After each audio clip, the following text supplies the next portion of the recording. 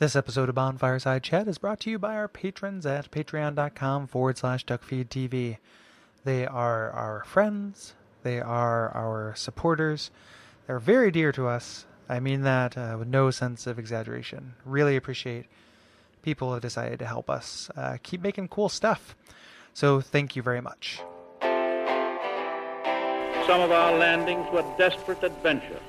We are now prepared to meet the inevitable counterattacks with power and with confidence.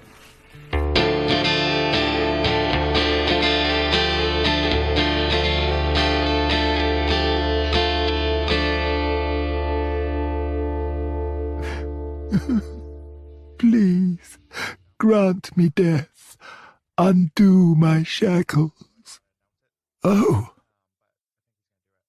then it's true. A champion of Ash as I live and breathe. To be in your presence is a great honour. I am Yol of Londor, a pilgrim as you can see, only somehow I failed to die as was ordained. Well, perhaps my calling lies elsewhere. My name is Gary Butterfield. My name is Kole Ross. And my name is William Hughes. And you're listening to Bonfireside Chat. It is a kindled favorite. Yes, and this week we are talking about the Undead Settlement. And as you heard, we are joined by Will Hughes, writer for the AV Club. Hey there, Will. Hey, Cole. Yeah, thank you for joining us. Hey, it's my pleasure. I'm excited to talk about Dark Souls. Yeah, people who... Or go ahead. Yeah, mostly because, Gary is, a big reason that I got into the series in the first place. Aw, Gary, shucks. you're my hero.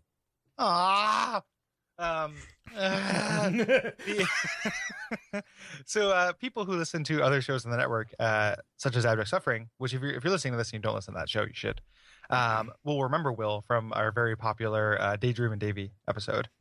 And I will remember classic. Will from dinner various nights and the like, because people who don't know this, Will's my roommate. Yeah. And He's also noted soulsman. Yep. Part of the Houseboy Collective. Yes. I think we've upgraded to a hive mind now. It's fun. It's true. Hive Boys. Yeah, just a couple of hive boys.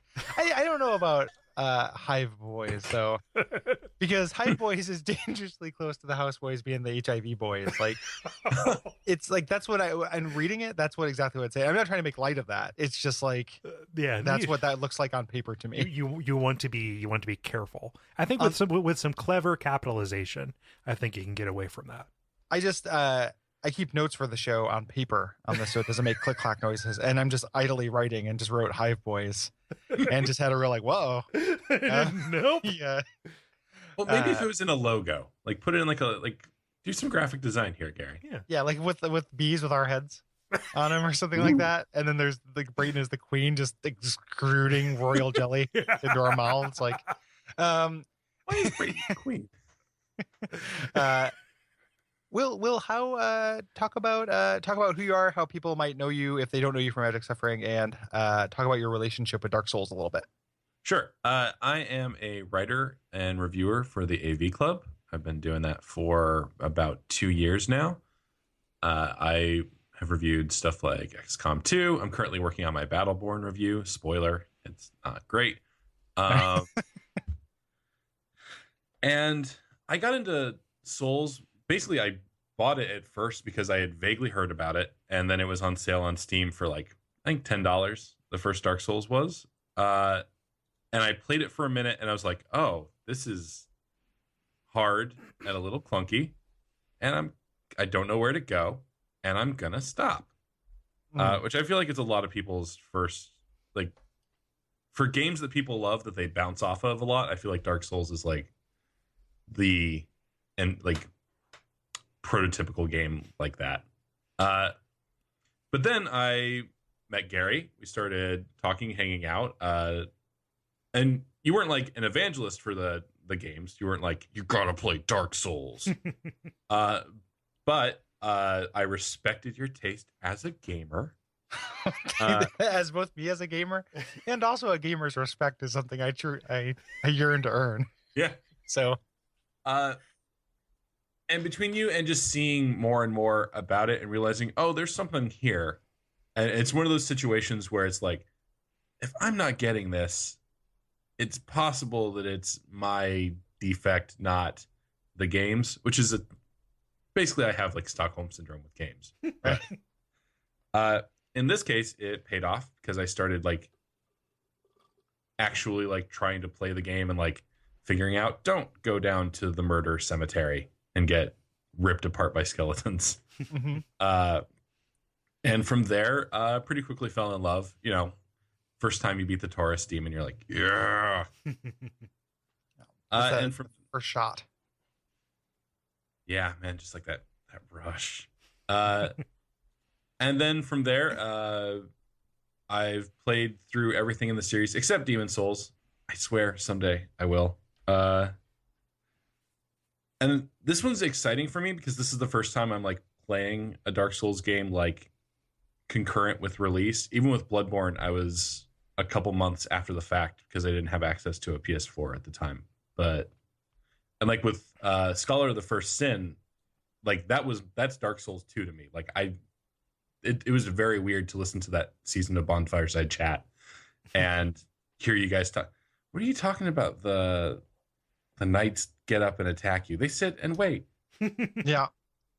It is that's kind of an interesting case study too, because we talked about how there'll be tons of people for whom like Scholar is just Dark Souls 2, and then that came up in this season where I thought like this version of Dark Souls 3 before the Teapot Poi scandal thing happened, and then now who even knows what version of Dark Souls 3 we'll have. And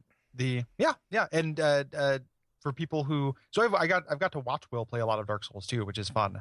It's fun to have a guest on the show where it's like I've seen you play and seen how you play and watched you experience a bunch of this stuff for the first time. Just blindly rush forward and get killed most of the time. Will is an aggressive player. He's also an aggressive podcaster, so watch the fuck out. We are going to get talked over and yelled at.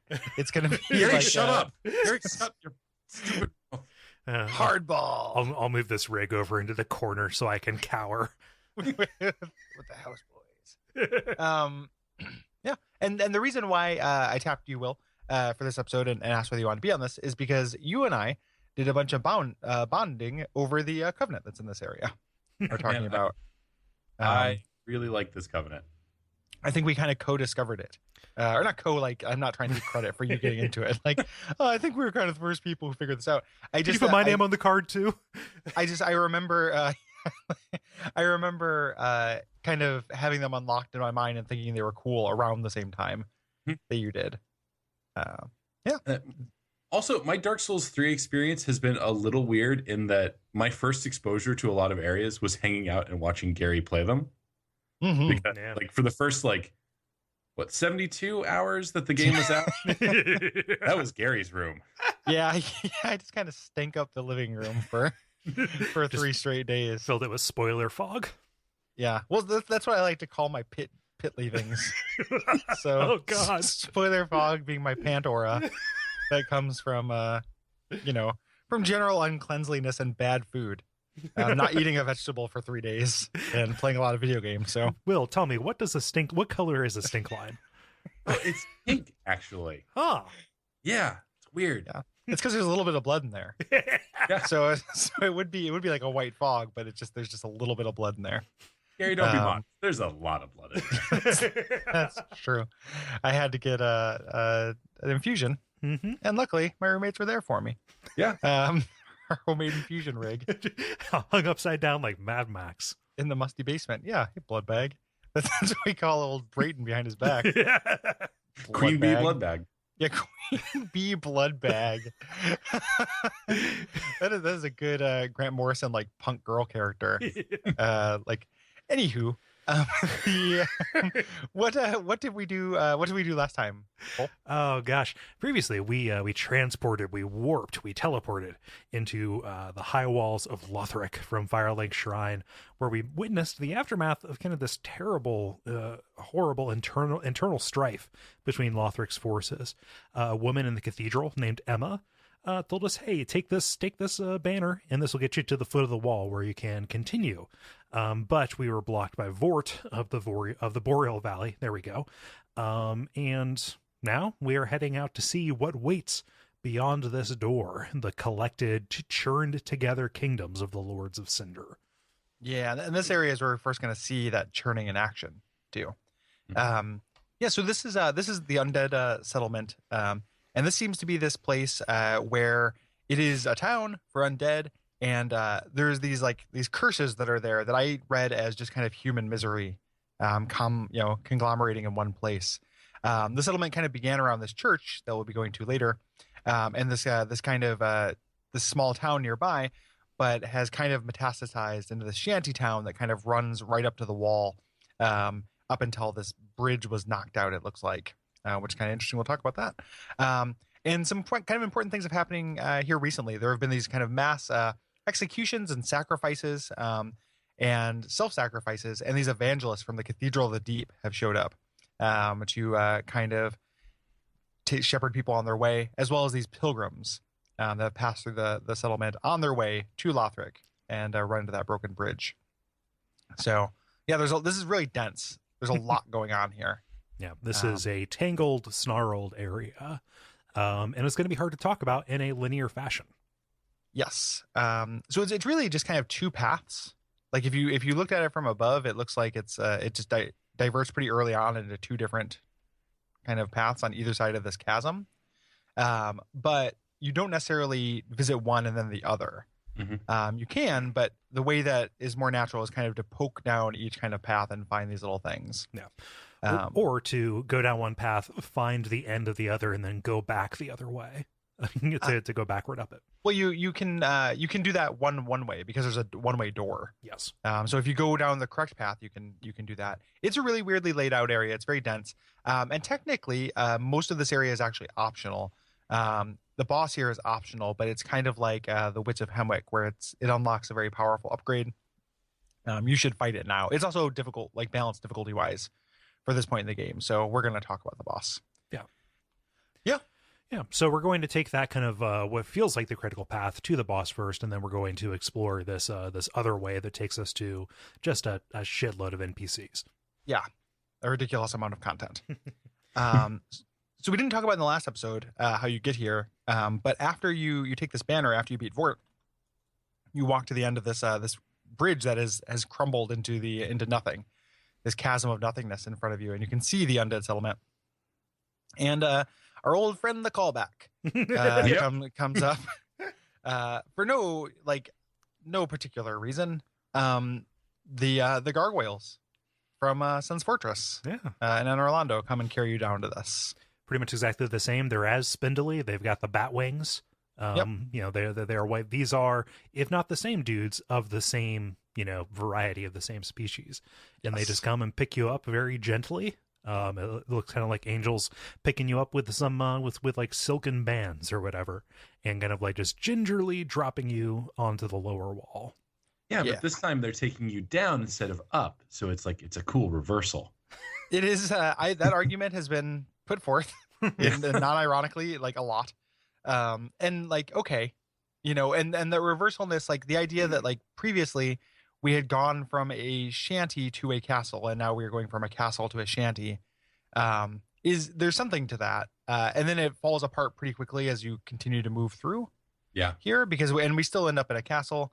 It's also I feel like in Anne Orlando, you fought these guys too. These guys they were organic. Like, do these guys pop up again in the game ever? No. They only exist in a cutscene. There's probably not even like a hitbox for them. So they're never in the game. That's so weird. It is very winky. Like this is the example of what I think to be bad fan service stuff in the game. Yeah, where it's like it's kind of fun to see, but it doesn't add up to anything. Yeah, like if we knew about what they were, from the previous one. So like in Dark Souls 1, it feels like they are there to see if you passed the test of Sen's Fortress, right? Yes. They're there and you stand in the middle of their halo circle or whatever, then they come and say, okay, you're worthy enough to see the city of the sun, right? Yeah. And here, like you've got really all you have is that banner to say like, all right, I have gotten the blessing, but does Emma or does Lothric actually control these things? Or, do they serve Lothric just like they served in Orlando in the past? Later, we learn that the people who are here have the ability to teleport. things. Right. So like it literally makes it is just here to remind you of Dark Souls 1. Yeah. Like I don't think that there's any, because they could zip zap you over there. They can zip zap things. They can beam people places. True. Although I think there is like, if they teleported you here, it would make the act of teleporting you to the high wall in the first place feel less singular. Well, it's not singular. You teleport later too. Okay. You get like the people who are in control of Lothric can teleport other people. So which we find out later. So it ends up being like less, the one for going to the high wall feels like it has something to say about where the Firelink Shrine exists in the world. Like I'm down for that. You know, when you get there and there's a Lord Vessel and it's kind of weird, and I'm curious about it. The other teleport that happens later doesn't make a lot of sense to me, and I don't know why it happens. And then this just feels like, I mean, I guess it is a way to get across a bridge. It's a way to get across a bridge that to make it feel like you could not have gotten there otherwise. It increases that sense of separation, and it also keeps that continuity as well. Yeah. Like, okay, I get to see my body actually go over that. This is very much still part of the same world. So I can see that being a little bit useful there. It's not my hill to die on as far as callback stuff goes, but it's like I kept expecting these things to be significant in the game, and it was just like, well, you know, when I replayed the area to remind myself, and was just like, oh no, wait, these things don't show up again. Like, this is just here to remind me. I wanted one of them to speak in a very deep voice, like, yes, the conspiracy of ages has begun anew. You're back, my lord. It's so good to see you again. Table for one. Yeah, that would be incredible. This is also like the second or third like big door you open and then just get hit in the face with like the most gorgeous view yet. That's true. This is pretty good. It just continues to be beautiful every single time. That happens later in this area too. Like, it's real great. What's great is like as you get closer to the ground, the views get better. Yeah, which is, we'd think it'd be the opposite, but it's not. Just good skyboxes in this game.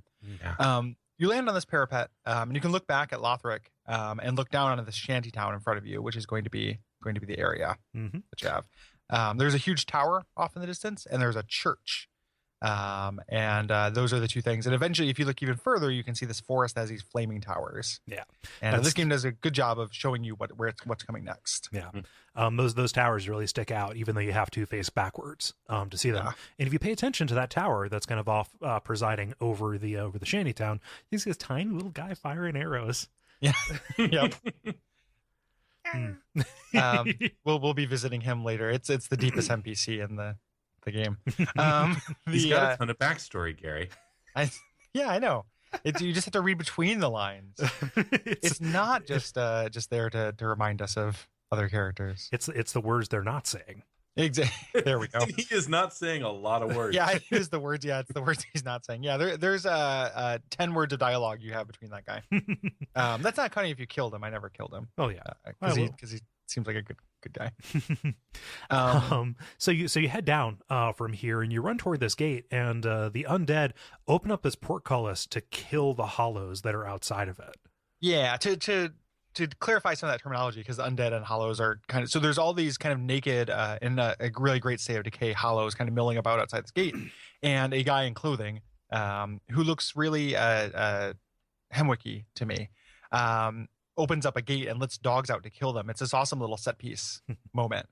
Whenever enemies are fighting each other in any of these games, I'm into it, because it teaches you a lot, like tells you about the relationship.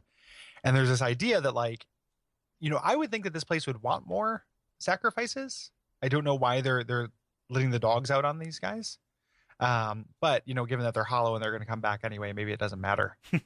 Trying to marinate them a little bit so you get a little bit more suffering on there. Yeah, get a little dog spit in there. My sense of these guys is like the people in the village, I think, might still be a little bit sentient, maybe. Mm-hmm. And then so they're trying, like, it's basically like trying to like clear up the actual zombies that are like banging on the gates. Yeah. Well, that could be true too, because the thing is, as we're going to learn about this place as we get into there, is that the people who are dying here are doing it on purpose. Like they're sacrificing themselves. It is not people getting murdered. So maybe it doesn't work. Like maybe because this is wrapped up in this religion, it is not acceptable to have people just kind of tortured for this. Maybe people have to willingly accept the sacrament or something like that. Yeah. So off to the left from here, you can you wrap up these dogs. Off to the left, there's a really cool set piece as well, where tons of these pilgrims, which you remember from the opening cutscene, and there were some of them around Vort as well. These guys are kind of all facing Lothric, kneeled down, and they're at this broken bridge, and almost all of them are dead. Except you can hear one sobbing, and he's kind of moving subtly, but he blends in, very well. Mm-hmm. And this poor guy, he does the kind of echoes the same line that we heard from Hawkwood, saying, "Oh gosh, we couldn't even die right." Yes. You know. And this is Yoel of Londor, and he stands up and just says, "Yeah, I was supposed to die, but I was once a sorcerer. Can I be in your service?" The design on these guys is really interesting, and I want to underline it here because later in the season we're going to get to some speculation about a later enemy. I just want to put this seed, everyone to remember how these guys look, because they have a really weird prolapse Silent Hill face. They look like the monsters in Silent Hill 3. Their faces look like big vaginas on sticks to me. But even if that's just a collar, there's something weird going on with their neck. Right? Like they don't have human proportions to me. They have these long kind of necks. And here in the scene where he gets up, his wrist and everything is very rubbery, the way he like holds his staff. I think there's something odd about these guys' shape if we were able to strip them from their clothes. Mm-hmm. And I'm just pointing that out to contrast it later with somebody else. They're warped and twisted. To me, like when I just get like a silhouette of these guys, especially because they've got those rocks sticking up above them, they almost look a little bit like black mages or Vivi. Oh, sure. A little bit. Sure. Like with their hoods, which are kind of contributing to that Silent Hill face kind of side of it. But yes, they are definitely warped, and they're from this is Yol of Londor. Like this is a land of hollows that we can only assume has something to do with Lordran, New Londo, places like that. Yeah, and it's also worth noting that these stones that they have on their back, which we talked about before, echo the cleric set, the cleric starting set, which has this kind of proto version of this Ninja Turtle shell on their back. So there's something there that relates to where those clerics come from. Yeah. But yeah, let's do you want to talk about this guy? Let's get into it as without spending too much time on this guy mechanically, because it is a really confusing thing that I think people who are listening to this who maybe don't want to know will want to know. Yes. So he is a sorcery vendor. Yes. You can give him some scrolls and things like that. I don't think you can give him scrolls. Shit, no, it's a different person. He's the first level sorcery vendor. Mm-hmm. He can just give you the basic sorceries. Yeah, there we go. But his bigger purpose is to offer to kind of draw out your true power. And mechanically, this is a way to get up to 5 free levels. Yes. It's hot dog, right? Yeah. Yeah. Hot dog person. Eventually, a hot dog person. Fuck. And the way hollowing works in this game is if you accept this thing from him, because keep in mind, we've been unkindled. We are not hollowed in this game starting out. If you accept this, you will become hollowed every time you die as a human. Is that correct? Or is it if you die at all, you become more hollow? I think it's die at all. Okay. Every time you die, you have this stat. It's kind of hidden away in your stat screen that's hollowing. And if you increase this, after you've increased this a couple times, he will give you another level up to 5. And yeah, you get free levels from him by increasing the stat. This stat plays into one of the endings in a really Byzantine way, which we'll talk about when that NPC gets introduced. Yeah. But for now, it's just free levels. And did you guys? I mean, is it just me, or like I 100% thought this was a trap? Yeah, me too. Sure. Like, in what way is this not a trap? However, this is definitely like there's no downside to this. That's aside from appearances, except for fashion souls, which wear clothes. The defense thing tells you that, but like there's no downside to it. It's so straight because he's very conniving and spooky.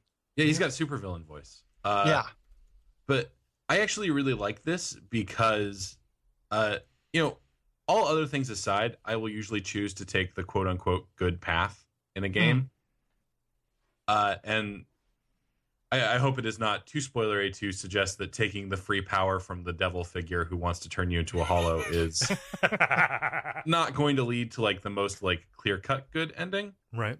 I am not tempted by like becoming super powerful, like becoming like the king. Like, oh, if you do this path, you'll become the king and have all the power. You give me 5 free levels, I will do a lot of like I will accept a lot of moral compromises for that in this game. Here's so many souls. It is a lot of souls, even though it's kind of gated because you can only get these free levels while souls are kind of cheap. Sure. They can't be like late game souls, but Yeah. the it doesn't lead to the ending. Like No. it's the first step, but you can still it doesn't preclude anything. Yeah, it primes everything. It gets you a new NPC that will let you start down that path. Yeah. So it more or less just unlocks all the possible endings, but there's nothing that stops you from doing this thing, that making this what is supposed to be a moral compromise, and it not being a compromise at all. It just allows for a future compromise. True. So it's like I get what you mean, and like I like that idea too. I like being tempted with actual power to do something evil. But it doesn't feel evil when you're not forced to do the thing that is evil, and that's True. even if the thing is evil, the ultimate act, which it probably is. It definitely signifies his corruption because it gives you an item that basically says you have been corrupted. Yes, yeah. I just think it's weird. Like it's not bad. I'm kind of okay with this idea of there being an evil path that doesn't have this consequence, but I would expect it to be much more of a risk reward thing. So much so that like I tried it for curiosity, and then as soon as I unlocked the ability to undo it, I undid it, and it cost me a lot of money. But I'm like, oh no, that means that when I get to the end, like those gargoyles from the high wall are going to come and devour me. You drank fizzy lifting drinks. Yeah, exactly. Exactly. I thought it was going to be like that. It is not. Yeah. I would have expected it to at least deal with health, but even the Purging Stone, which has an amazing description, it just kind of reverses the curse buildup and lets you feign normalcy. Mm-hmm. Yeah, because when you take this deal, I can't remember if the game actually tells you that it's giving it to you, but you get this item in your inventory, the Dark Sigil. Yes, it doesn't tell you, which is really kind of cool. Like you just have it in your pocket. What the? And this thing looks super gross, and the description is also super gross. It's like a black gaping hole in the flesh that resembles the brand of an undead. Yeah. You just get this wound that doesn't heal. Yeah. Yeah. Oh, it just like bleeds darkness. Yeah, that's really cool.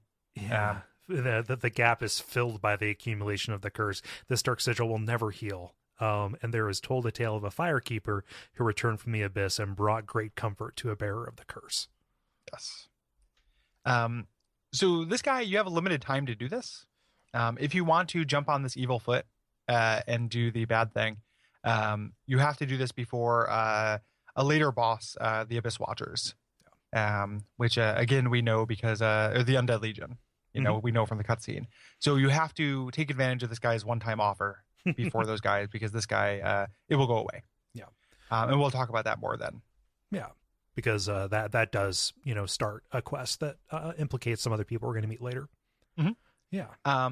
So moving further back into the city, if we go back the other way, we get a bonfire there, and we find this kind of building here, but we're seeing all these signs of like corpses that have been tortured or strung up, or on wheels, who are nailed to the wall, etc. Yeah, and this these is straight up berserk. We have like the crucifixions on like wagon wheels that are 20, 30 feet up off the ground. Yes. Yeah. And then we're introduced to the kind of level where we can kind of go into the storehouse where there are all these bodies hanging in body bags from the ceiling. Yeah. Some of them have. So are those? I don't know if I imagined this or if it was like a thing because I bumped them. Do they move on their own? Like wiggle around? Yeah, like just a little bit. Not that I noticed. I mean, like you bump them, like they're hung like tobacco. Well, it's like you're in a haunted house and you go through the room full of like just the hanging things that trucks with your fear of touching things you don't see. But I could have swore like, or at least this is my first impression, and I haven't really seen it since, so I'm sure it was just fake. But in my mind, it might have just been my imagination. I thought I saw them hanging, and I thought it was like super cool because they couldn't die. They're cursed, but they're still just hanging in these bags as like a place to put them. Like they have to be somewhere. Maybe they're training to sleep like astronauts. There we go. And then there are also these cages full of these kind of just conglomerations of bodies. Yeah. These skeleton conglomerations here. Yeah, and those are unsettling too, because they appear to me to be in like varying states of decay. Yeah. Yeah. And this building is kind of full of these thief undead. They kind of remind me of the blow dart guys from Blighttown a little bit. Mm-hmm. They have kind of like the long hoods. They look explicitly like Greer Rat. And I think we've encountered a couple of those up in the high wall of Lothric. But they are kind of jumping out from the dark and leaping down from the ceiling. Like eventually they start clinging to walls. Like these guys are used to great effect for encounter design in these kind of cramped spaces. Yeah, they're ambush machines. They also scale incredibly well. So these guys, weirdly enough, are going to be enemies for a lot of the game, and they're always tough. It's kind of awesome. Like the way they don't just pump up their hit points. They just put them in greater numbers, make them more deadly, have kind of more devious ambushes, and they're always going to be a thing. Like welcome to your life. These things are your buddies now. These little slaves. If you get their hood, it explicitly says they are slaves. Yeah, it's something that they are slaves, or it is a hood that's sometimes put on to humiliate criminals, which is what happened to Great Rat. That's why he's wearing one of these. So. Yeah, but like explicitly, like Lothric kept a lot of these people down here as thralls. Yes. Yeah. So you step out, and there's a balcony you can get on where you can cut down a body, and this gets you an item for Grey Rat again. But let's talk a little bit about this square before we grab Loretta's bone. Yeah, it's another cool visual. This is a great set piece, and I love that you can walk out on the balcony and see it beforehand, before you actually and just thinking like, oh, I have to engage this. So there's a tree that is burning. There's like a bonfire there, and there are tons of people worshiping it, like a lot of hollows to deal with. And then kind of front and center though is this new enemy called the Evangelist. Who are explicitly quoting the Fat Official from Demon Souls, right? Visually, and they are the new like tough knight like enemies. Yeah. Eventually, when you go through and aggro her and you have to fight them, they're really interesting to fight, and they're going to be a little bit like maybe like channelers. Yeah, like they're significant where they're at, and it's a similar challenge level. They are here. So lore-wise, these are people who came from the cathedral through the road of sacrifices to recruit, essentially, to get people to sacrifice themselves. Yeah. And we know this. And you can sacrifice yourselves either you get put in a cage and taken to the Cathedral of the Deep, or you burn yourself alive and then get taken in a cage to the Cathedral of the Deep. And we know this from the bright bug or the red bug item, whatever the fire resistance item is, because they dole these out. Like if they're going to burn you alive, they give you this item to dull the pain, which is such a cool little detail. Yeah. But these are very imposing figures. They kind of got, again, continuing the Final Fantasy IX talk, it reminds me a little bit of the Queen. There. Oh yeah. With the very like the frilly like collars and cuff kind of thing, and kind of like the robe, and they've got kind of these very broad white faces. And when you go to attack them, they yell at you. A lot of it is like interrupted by the sound, like the whooshing sound of their attack, but they refer to like, oh, my son. They refer to this bastard curse, stuff like that. That's when they do their fire hug, like oh, cleanse the bastard of his curse. And they also have a laugh that is again very Fat Official like. They do. But what's the spell that they do that is like the dark gnaw? Gnaw. Is that the dark sorcery that that kind of like follows you around tracing very lazily? It's a miracle. Yep. That is shooting bees at you. It's shooting bugs, and it causes bleed buildup. So it's a homing miracle that causes bleed buildup. Yeah. There's a later upgraded version that's awesome for PvE. The regular gnaw is no great shakes. Yeah, but then they also have that flaming bear hug, which will wreck you. Yes. Yeah. One of the things I like / hate about these guys is that they are effective at like every range. Like if you hang back, they will shoot you with bees. If you overcommit, they will hug you to death, and then they just have either their big fuck you mace, or they'll just whap you with their Bible, which has like no wind up. I love that Bible smack as a move. They're also the first or one of the first enemies you run into that is kind of obnoxious because they have unlimited poise. They cannot be interrupted easily. Like it takes a lot of attacks to interrupt them. Yeah. So there are a couple of encounters with these later that like I had a really hard time with. Not these guys specifically, but in the Cathedral of the Deep. Yeah. There's one of them that I think is the enemy that killed me more than any enemy in the game, which makes no sense. Like it's not hard, and it wasn't hard when I've gone back to it, but like I was sick that day or something. Yeah. But it was just because of this, like you cannot interrupt them out of things. Yeah. Even like I was rolling a strength weapon, and it was even then, you know, they would poise through stuff constantly. And it's especially bad when you get like a couple of them in kind of close quarters. Yeah. As well. Yeah, you want to separate these guys out. Yeah. Similarly frustrating. I had a hard time getting critical attacks on them. Like the angle at which you can backstab them is not apparent because of their shape. Yeah. So I had a little bit of trouble kind of getting that. And they have so many hit points that you kind of want to get it taken care of very quickly. Yeah. They are very satisfying to kill though, because they just like they drop to their knees and then they just face plant. Thunk. Yeah. I'm undone. It is super cool. I like the way that they die a lot as well.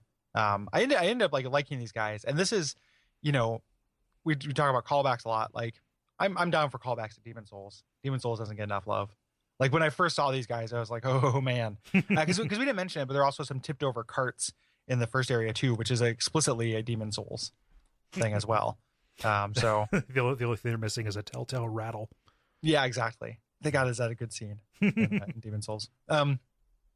So again, this is kind of non-linear, but the way we're going to go is the buildings that are kind of straight ahead of you. Yeah. We should probably talk about taking this bone back to Greerat from that woman we cut down. Sure. Yeah.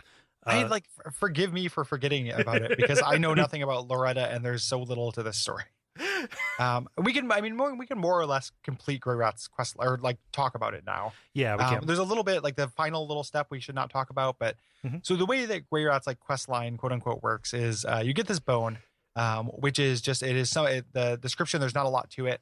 It is like the bone of like a forgotten person, who is dear to someone else. A woman's corpse in the undead settlement was found clutching this bone. Her name was Loretta. Yeah. It has holes bored into it, which I thought maybe looked like a flute, or something like that. But you bring it back to Grerat, and Grerat is sad, and says that probably should have expected it.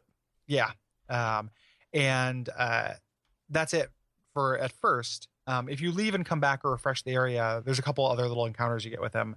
I really like the one where he just kind of collapses. Yeah, like, that's real. That's real so sad. Yeah, that ends up like selling it as kind of being like that's a bummer. Yeah, I'm sorry, dude. And the way his kind of quest works is after you visit this area, you can send Grerat out to thief things. In this first, eventually you can send him here to go, and he'll just be gone for a little while until you kill a boss, and he comes back with expanded inventory. So there's some things we'll talk about later where it kind of messes with that formula. But for now, he's sad about Loretta. He forgets about it pretty quick. Yep. He lets you keep the ring. And then he can go and thief here. So yeah, that's Grerat. Up until we get to later areas where they complicate that a little bit. Yeah. Yep, and Grerat. It feels a little bit like you remember the woman in the Great Cathedral who would go out and get you sedatives. Mm-hmm. Yes. Yes, it feels very similar to that. Yeah. Where you're sending her out on a mission to go do stuff. Yeah. Like he's explicitly also very antsy because he says he's bored. Yeah, he has no purpose. Like what is a thief who cannot steal stuff? Yeah. So you continue kind of through this into these buildings. There are more of these hanging raft bodies. And there's one we start to introduce these cage things that are animate. Yeah. We saw these corpses in cages. Now they are an actual trap. Yep, they lure you in with a charcoal pine resin, which is really good for this area. It's a good thing, but like you walk right into reach of two of them, and they rattle up to attack super quickly. There's almost no warning or telegraphing. You can't really get close to them either. It's kind of like depending on what weapon you're using. It's like they have an aura, like a damaging aura around them or something. If you get close enough to them, you just take damage. I think they're just kicking obsessively, just like kick. Yeah, I'm just going to keep kicking, and if you get in my way. I think you're right. I think that is, or just clawing and kicking outside the cage. So the way to deal with them is if you have a piercing weapon. So if you're using a straight sword, R2, or if you're using an S-stock or something like that, they're super weak to piercing, and you can get you want to have reach. So a spear will tear these up, and S-stock will tear them up, etc. You don't want to use blunt damage. And these are almost always presented as kind of like complicating environmental factors. They don't really move around a lot. They can't give chase. But if you round a corner and you hear some rattling, that's what these things are. Did you have that weird ranged attack? Yeah. Will was watching last night where I was watching Will, and saw it for the first time. This, like, they were throwing these glob. Really? Things. Huh. They throw these little glowing, like, juggling balls kind of things. They fushigi you to death. Yeah. But when you turn it this way, it'll show you your dreams. Lying Not dead just in this contact gutter. juggling, full contact juggling. Man, I like the idea of full contact juggling. I like the idea of tackling a juggler. Yeah, juggalo. Full contact juggalo. Oh no. No, thank you. Yeah. So there's a little hole in the floor here, though, that is really interesting because you fall down it into a kitchen where you get the Warrior of Sunlight covenant. Yep, it's just an errant scrap of cloth. Yep.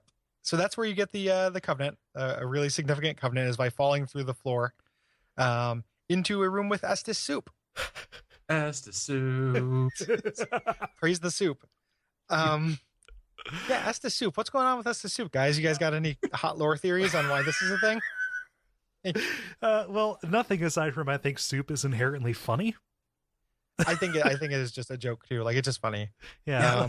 There's an item description coming up that implies that undead can't taste things. Mm-hmm. Mm-hmm. So it would make sense to me that, like, someone figured out how to make a soup that, like, undead can actually, like, enjoy. Yeah. It's like how my mom puts salt on everything because all our taste buds are dead. Yeah. So I totally think so. Like, if you examine the dung pie, it implies that that undead don't poop, and so they keep droppings around to remind them of when they could. Jeez. I want to be reminded of exactly two things: soup and poop. Double oops. Yep. I only want to be reminded of things that rhyme: soup, poop, and Greg Proops. Yes. He's the smartest hollow in the world. But McCann, the Warrior of Sunlight is sitting, like, on a real weirdly placed torture table. Did you guys notice that? Yeah. It is interesting. I don't know what it adds up to, though. Like, my thinking was just like somebody else had this covenant and was here and got tortured or ran into a bad way or was about to be eaten, or given that he's kind of in a kitchen, or turned into soup. Yeah. Which is a really weird implication. And then for a moment I was like, because I noticed that too, and I was like, every time we drink Estes, are we drinking Solaire? Like, did they turn Solaire into soup that heals us? I mean, it's kind of like the sourdough, right? Every piece of it has a bit of Napoleon in it, right? Yeah. Yeah, exactly. Well, I thought it was a lot of stuff. Yeah. Who are you wanting, Will? You, Kole. Who do you think? Cannibalism. No, that's a thing. Like one of the original sourdough starters from France had some matter from Napoleon in it, and because those starters are passed forward, I don't know if it's true, but it's a saying. Every sourdough has a bit of Napoleon in it. It's what a fun saying. Yeah, it comes up in every situation. Yeah, try it out at your next family reunion. Or this is something kind of similar. Like every drop of water you drink once passed through Caesar has a molecule that passed through Caesar. These are things. I swear to God that I'm not crazy. I understand what you cave people talk about in Ohio. Your chili mines, working down in the meat mines, trying to create chili for your army of for our cornhole teams. Yeah. So I don't think Solaire was turned into soup, because we find soup later too. But it's like, it is such a weird mechanical thing because it's a single use Estes. There are 3 of them in the game that I found. And they don't seem to be placed especially thoughtfully to be like, oh man, soup. Exactly. Like it's not like soup to go. Like where it's like, oh, soup when you want it. This is soup Yeah. when I'm like I could take it or leave it usually. I love soup. Like, one of them is like explicitly made by an NPC, if memory serves. Yes. Yeah, an NPC makes the soup. Another one is just swamp soup. Like this soup makes no fucking sense. Hey, free soup. Yeah, I'm not gonna drink soup I found in that swamp. I totally expected it to be like to be an Estus refill. I don't know if that would be overpowered at that point. Like, okay, well, you don't have to go back to your bonfire. Why wouldn't you just put a bonfire there? Yeah, but like, well, it's like, oh, if you don't want to respawn everybody behind you up to that point, like it's great for flavor, and it kind of brings a little bit of character to the world. Like, this feels like a very lived in area, and it's a very lived and died in area. But it adds to the hominess, Yeah. But now it's got me sitting here thinking, like, why do these flasks magically refill every time we sit down at a fire? Yeah, I don't know. I think that's one of the Dark Souls mysteries that's never really been explained. Yeah. The soup teaches us so much. It is, it doesn't. I don't want people who are listening to this to be like, Jesus, Gary, like, you're complaining about callbacks so much. This isn't a big deal. It's just fun soup. I also think this is just fun soup. Yeah. Like this does not bother me. I just think it's perplexing.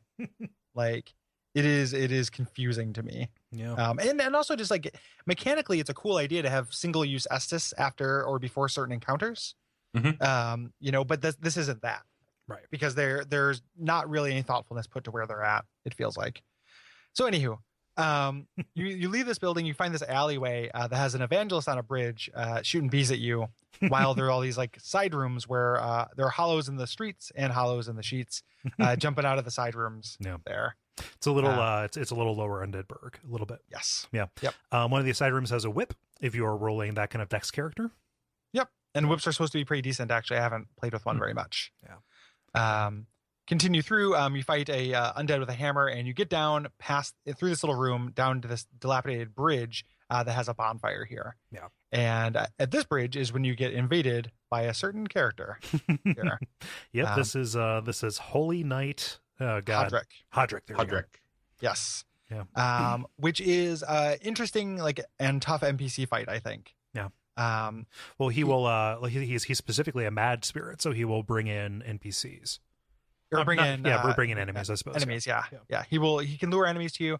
He also uses interesting pyromancies. Like, he doesn't throw a fireball, but he will power within and cast a warming, like soothing warmth or whatever, to heal himself and yourself. But he just kind of tries to make this battle last forever. Yeah.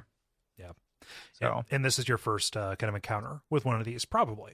Yes. At least it's the one that you don't opt into. Yes. Yeah. He's also bright purple. Yeah, which is a cool hint if you don't know what's going on with that yet.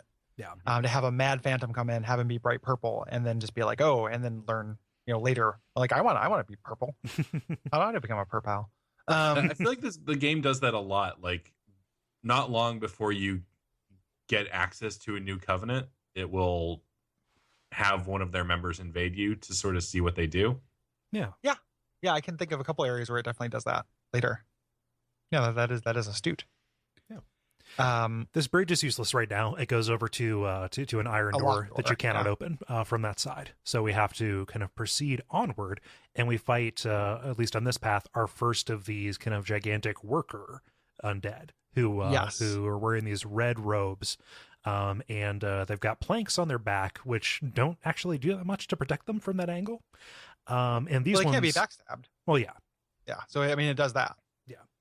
And they're also kind of like wielding these gigantic saw blades to attack you.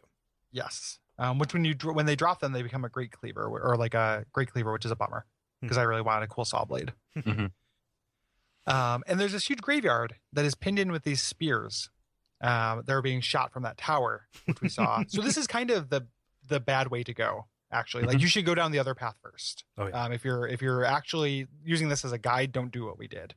I feel like the game is very explicitly saying, like, okay, head down this way. Oh shit, giant spears. Wrong way. Let's figure out a way to deal with this. Yeah, this is the wrong way. But we'll still talk about it. But know that you should do the things that we say later first instead. It's possible to do it though. Like you can make the run. Like I did it on my first playthrough.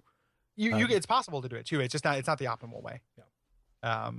To go through here because he's shooting these gigantic arrows at you, these gigantic spears that shake the ground, and at this point he will just shoot anything that is over here. But you can ameliorate this hazard and actually use it to your advantage if you come back later. Yeah. These arrows, they're just ruinous. Yeah. They have like a little shockwave that comes out, so even if you get the roll right, half the time you still get like tagged. Mm-hmm. Yeah. Yeah. So if you're going through here and the arrows are still flying, you can sprint and you'll probably be okay. There's going to be guys there though that are going to get in your way. So your dodge game just has to be, really good. Yeah. And you want to actually spend some time in here. So if you can't do it this time, come back later, because there's items you want. Yeah. Here. Most importantly, the Mortician's ashes, which are things you can bring back to the Shrine Keeper to get new items, including the Grave Key, which is really important, which talks about Velka, and we're going to talk about that area. So in order to fully explore this area, you have to grab the Mortician's ashes. Yeah.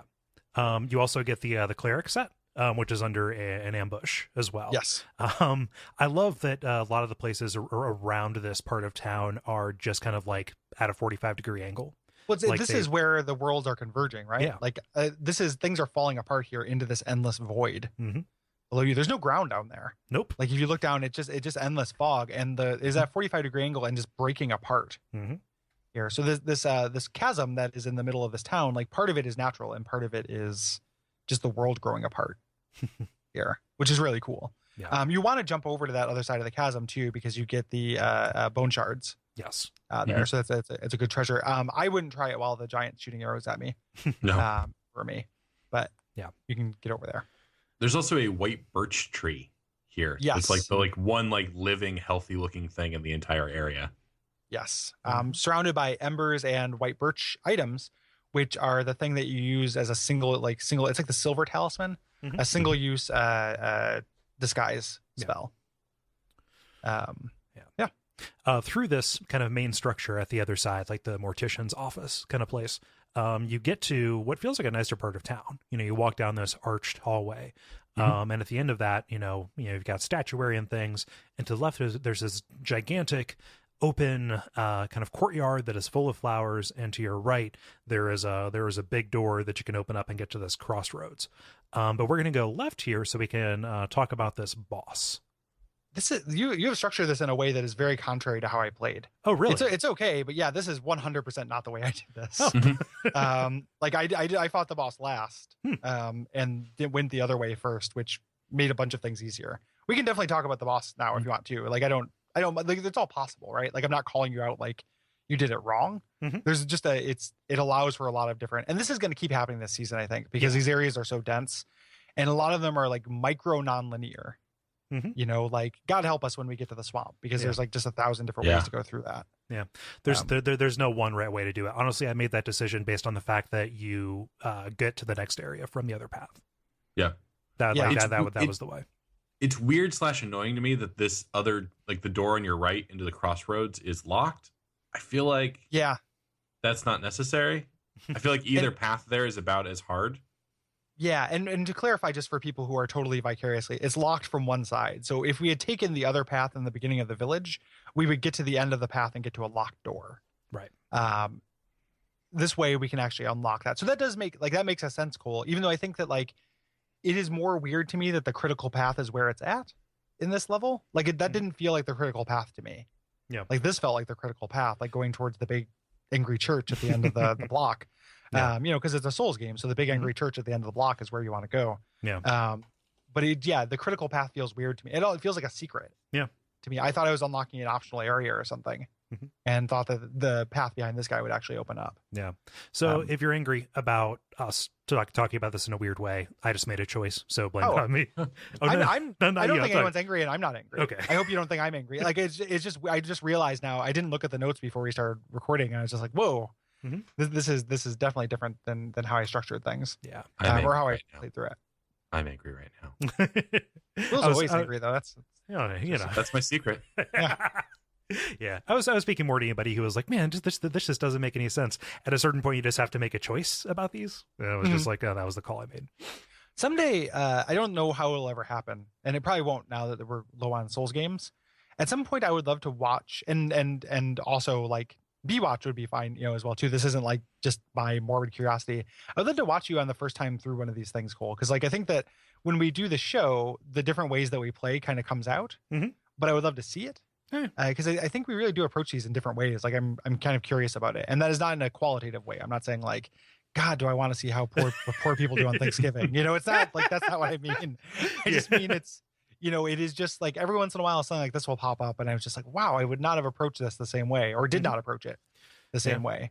Yeah. And I mean, like I totally got to like on my first go, like this is the path that I took. I got to this guy first before I was like, whoa, he's pretty hard. And so I just kind of looked for like, I looked for areas where it diverged, so that was which is weird because you could accidentally just skip him and go to the next area. I know, right? Doing that, it's super weird. This is a weirdly laid out area, but yeah, so if you go through, you unlock that shortcut that you can use later, or as Cole's playthrough, the way forward.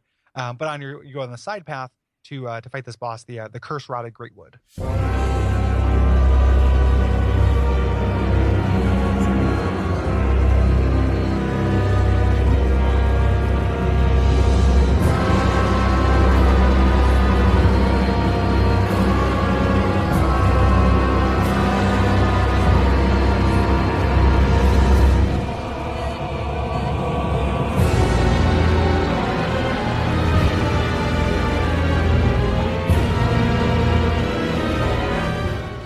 So this is one of those wonderful Dark Souls boss fights that does not start out as a boss fight. Mm-hmm. It looks so good when you open this room. Like I was downstairs watching Will last night and saw it again. This set piece is so cool. Yeah. It's just gorgeous. Like it's this beautiful courtyard that's covered in flowers. It's huge. And there's all these people worshiping at this thing kind of, and I don't know if this is true for everybody else, but I did not know what the boss was going to be when I first came in, because the boss blends in pretty well from the angle from which you see him at the door. It just looks like a big tree. Yeah. And there have been, like big trees are kind of staples in Dark Souls, environments, and especially boss arenas as well. Yeah. In the notes here, there's a minor typo where great has 2 A's in it, which I really like, this guy being the curse rotted Greatwood. Hello. How are you doing, buddy? Greatwood, very good. Greatwood, very good. So you walk in, there are all these hollows, and you just start killing them because they're hollows, right? Because that's what you do.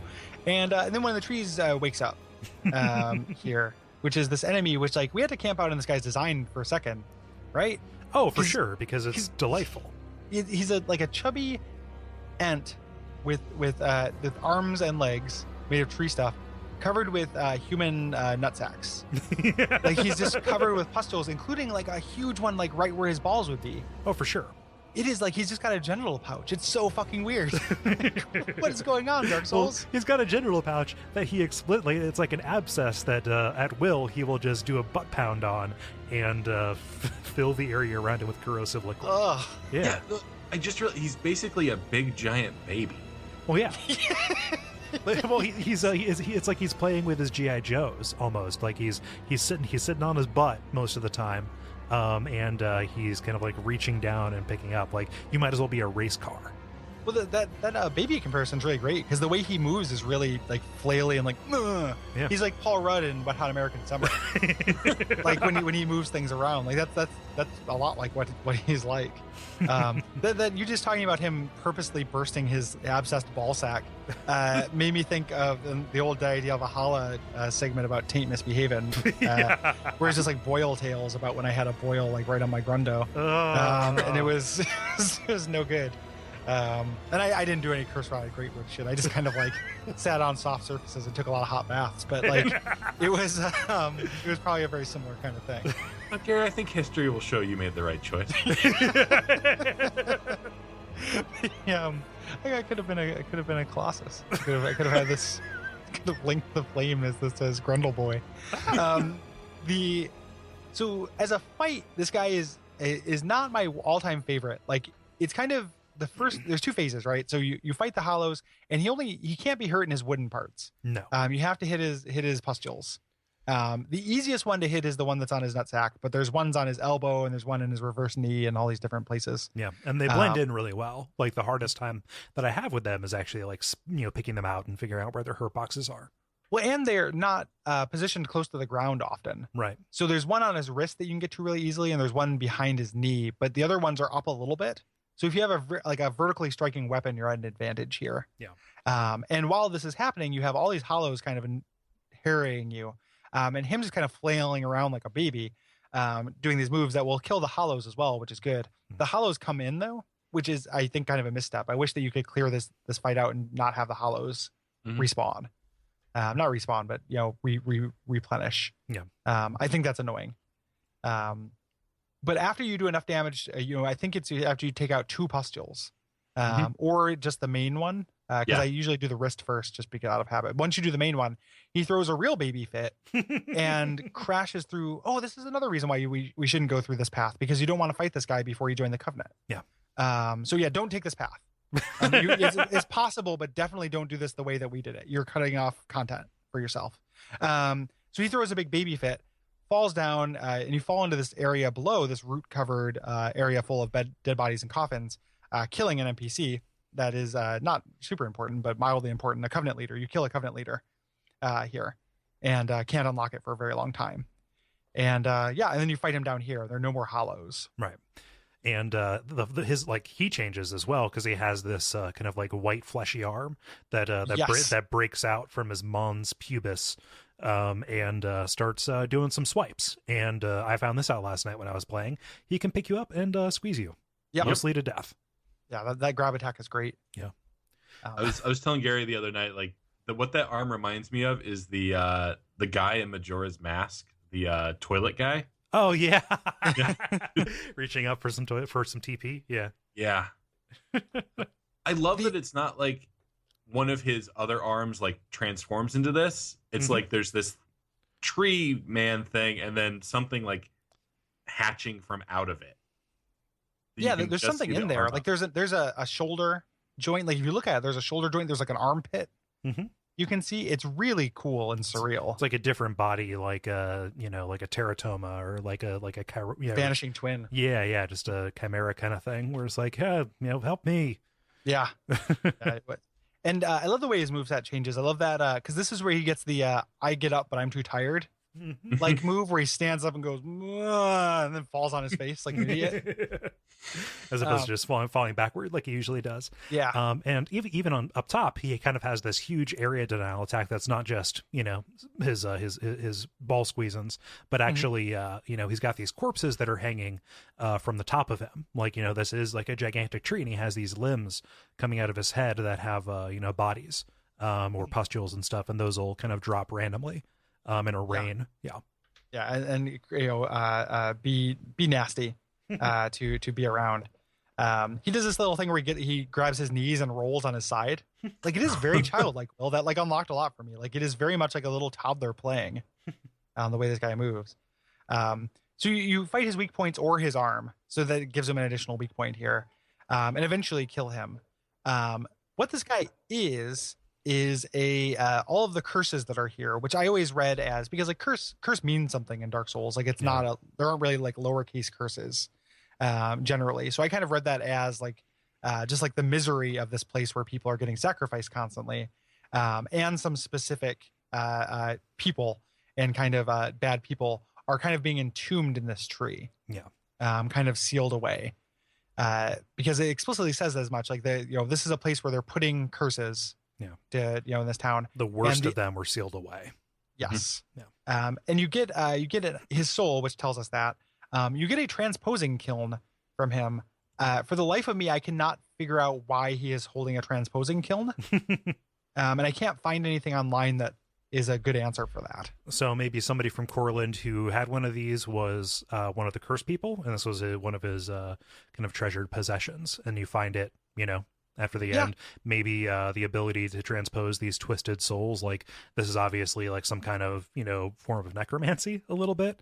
Maybe even that was seen as something that was foul or profane to the church as well. And so they seal that away. Like, if this is the gigantic memory hole, that is possibly why. Although the idea of hiding this important thing behind an early level, an early optional boss is good. Like, that's good design, right? Yeah. No, I think that part of it makes sense. There's just nothing else that really refers to it. Yeah. So like the idea that it's in a bad place because that's where bad things go. Mhm. So it must be a bad thing. Like, that follows. But there's literally like there's nothing else on this thing, as far as information. Like Ludleth will talk about it a little bit, but he just says like, you should get me one. Yeah. He doesn't say what it is and what its place is in the world, what it came from, what the rest of the world thinks about it. There's just nothing there, so it ends up being this kind of thing where you have to kind of do some lore, connect the dots without like a lot of superstructure to it. Yeah, like it references Corland in its description, but like I feel like the game's real light on telling us anything about Corland. Like, Ludleth's from there, this is from there. Do we get anything else?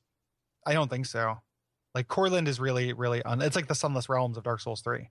It is not explained very well. Yeah.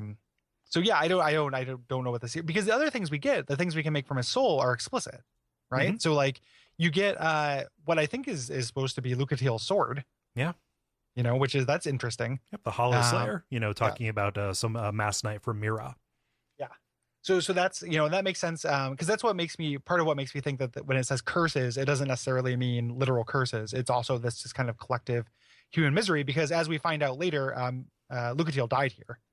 Like, Lucatiel ended up here. We get her set later.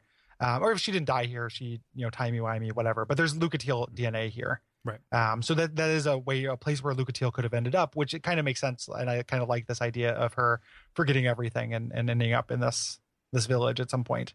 The other item we get references Arstor, who is the person from Kareem who made the bite rings. Yeah. And is a real shithead. Like, he is a real garbage human. Yeah. He also made the purging stones, which are explicitly about transferring curses around. Mhm. Yes. Yeah, giving the curse to somebody else so you don't have it. Yeah. Yep, festered within the belly of the Great Wood. Yeah. Yeah. So there are multiple people who are being referenced. So it's not as simple as something like, oh, our store turned into a tree. Right. Because that's initially what I thought, because people have been turning into trees this entire time. And then when I got to this, I was like, oh shit, is this the end result of all these people who are in rocking chairs turning into trees? Like, do they turn into this thing? Holy shit. But I don't think that's the case, because there's nothing else. This is the only version of this that's in here. And a lot of things are stored in it. Yeah. Are kind of jammed into it. Mm-hmm. Yeah. So it's a tree that they cursed and grew into. Yeah. Yeah. And overtook. Have you guys talked about the rocking chair tree people before?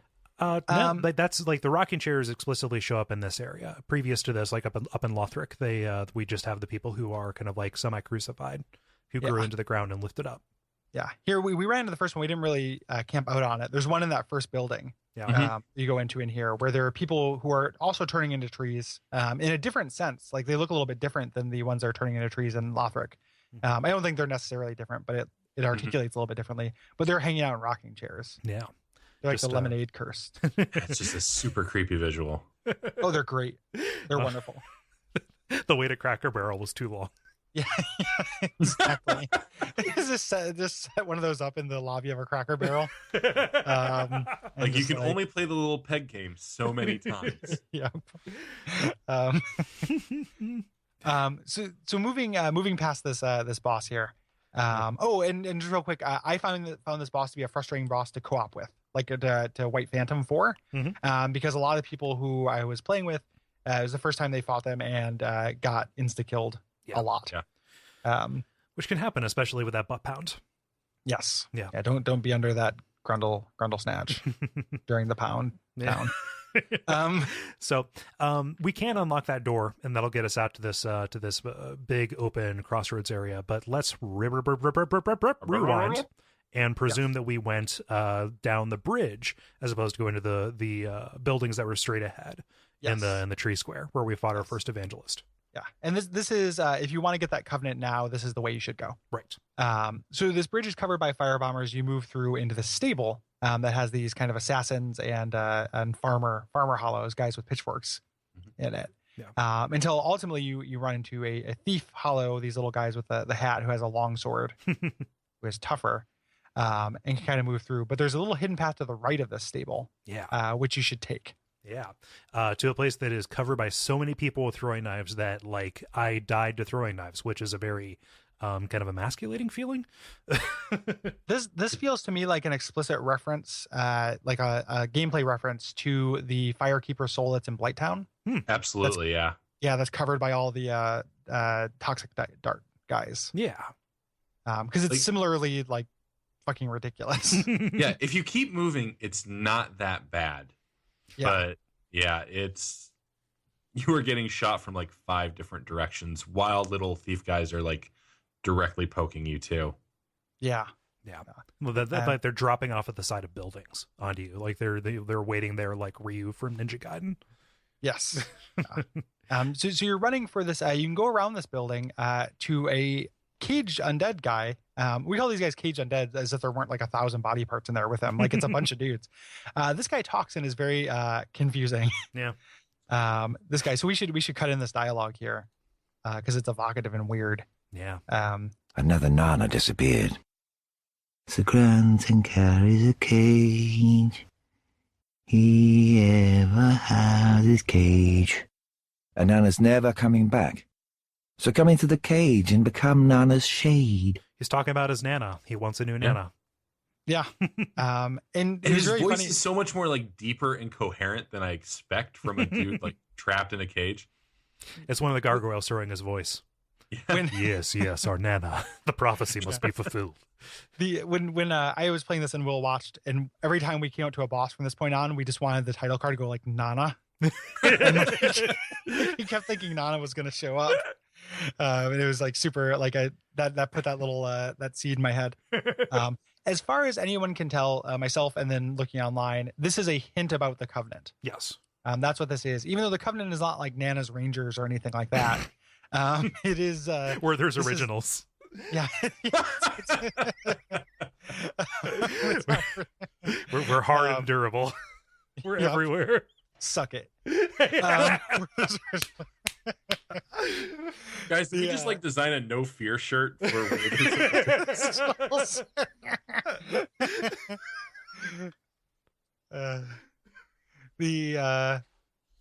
but yeah, but he's giving just kind of oblique hints about what you need to do, about, you know, something about a cage, right? Yeah, he ever has his cage. Yes. You continue, you get this dialogue, you go to the other side of the house, and there's a guy walking back and forth with a cage, and we've at this point this could be the first one you run into. But it's an enemy, he's moving back and forth, you think you got to kill him. However, if you get to his back, you get inspect as an option, and you inspect him and you get into his back cage. Yeah. And then you get dropped into this pit. I don't know from where, because as far as I know, there's no exit to this until the tree opens it. But this is the same place where we fought the curse rotted greatwood. This gigantic pit full of just piles and piles of bodies. Yeah, which makes sense because this guy is, and also if you went the other way, this guy's already invaded you. This is Hodrick. And he's like, "Hey, are you hollow?" And you can lie and say yes, or you can be hollow or whatever. And he's just like, "Oh, good. That's great. You're going to go crazy soon. Start building your mound, like start piling up corpses." Yep, because that will be your anchor. It'll be your family. For when you go insane. Super creepy. Yeah. And this introduces the one actual original covenant in this game. I'm glad they introduced it early, but all the other covenants are variations on things we've seen before. This is the mound makers though, which is their new thing. Yes. And let's talk about mound makers a little bit. So if you're out in the world and you are kind of waiting outside of a boss arena for some symbols, you may notice a purple symbol, kind of like pop up among the orange and the and the yellow and white and stuff like that. And if you bring this person in, shame on you, especially if you don't know what's happening, because they can attack you, or they can attack the boss. They can help you, hurt you. They can train enemies at you. They exist kind of just to sow chaos. Well, they can explicitly not fight the boss because Shit. if your host goes into the boss door, you get kicked out. Okay. Man, I love this covenant because it's as close as you can get to just like popping into someone else's world and then getting to do whatever you want. Mhm. Like you can, like, sometimes people use them to set up fight clubs. Sometimes you can go running off and like camouflage yourself in the level. You can just like decide to be a bro and just like co-op and kill monsters for them. Like I've done all of this stuff. Sometimes I'll co-op for a while and then turn and stab the guy in the back. Wild card. Yeah. Yeah. The thing, when I first heard about these guys and first kind of learned about them, I thought they were dumb because I was like, no one is ever going to be fooled by these. Like they're going to be good for the first week. And then after that first week, everyone is going to be too wise for it and no one's ever going to summon them. And then I realized it's not about summoning, getting summoned as a purple phantom, which you can still do. But later areas, if you get summoned, it's going to be in the middle of a fight club like 9 times out of 10 because people just want to do these huge melees. But if you invade as a purple phantom, being able to aggro the enemies in the stage is huge for being a dick. Like you can, it's just like, I'm not going to fight alone. Like I'm going to find the toughest enemy who's around here and me and this evangelist are going to team up on you, you know? Or, and when you're talking about going and hiding in the level, like if you want to, you can just kind of go, use a white branch and just kind of, I'm going to be a crate for a little while and just soak up souls for hanging out here. And then if the person comes by, great, I'm going to stab him in the back. If not, you know, like it just allows you to fuck around. It is a really cool covenant. Yeah, it's the most free form of the covenants. Like, yes, I've had some like really interesting situations, like in a later area with the cemetery. With, hope that if I'm being too spoiler, I apologize, but the cemetery with all the zombies who like to throw up on you. Yeah, that's a real fun area to like bait people into. Things are constantly spawning in. It's just chaos. That's the fun of it. And because there's no poison in this game, like you just need to let one enemy attack a guy or just have him attack an enemy.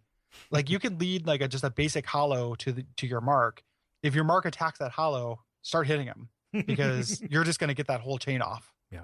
You know, like you are probably going to get that entire combo off. So I had a lot of fun just being an absolute dickhead with these guys, mostly in this area. And then I did it less as I moved on because I kept getting summoned in areas where there's like 6 phantoms and I'm not as into these big melees. Yeah.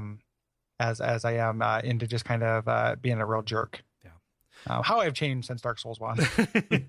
It's definitely fun to try. Like I have a gimmick guy that is, just meant to look goofy and go around and do this. But yeah, good. A real quick gimmick guy. I read a thing online where somebody told a story about a mound maker that they found whose name was Fashion Police. And you summon Fashion Police in, he like walks around you slowly, and then drops a piece of gear that would look better with your current gear.